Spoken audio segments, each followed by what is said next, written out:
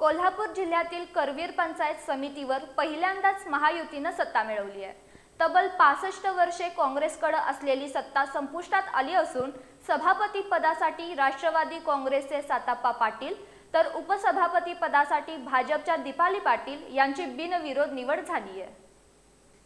करवीर पंचायत समितीच्या इतिहासात पहिल्यांदाच महायुतीचा झेंडा फडकलाय। नुकत्याच पार पडलेल्या पंचायत समिती निवडणुकीत महायुतीने 24 पैकी 16 जागांवर विजय मिळवत बहुमत मिळवलं होतं।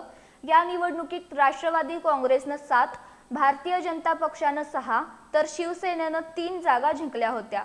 आज झालेल्या निवड प्रक्रियेत सभापती पदासाठी राष्ट्रवादी काँग्रेसचे साताप्पा धोंडीराम पाटील तर उपसभापती पदासाठी भाजपच्या दीपाली संजय पाटील यांचे प्रत्येकी एकमेव अर्ज दाखल झाले होते। त्यामुळे पीठासीन अधिकाऱ्यांनी दोघांचीही निवड बिनविरोध झाल्याचं जाहीर केलं।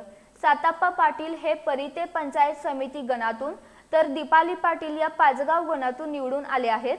दरम्यान आमदार अमल महाडिक, आमदार चंद्रदीप नरके आणि जिल्हा परिषदेचे माजी अध्यक्ष राहुल पाटील यांच्या नेतृत्वाखाली महायुतीने या निवडणुकीत महत्त्वाचे यश मिळवले। त्यामुळे करवीर पंचायत समितीच्या इतिहासात पहिल्यांदाच भाजपला उपसभापती पदाची संधी मिळाली आहे।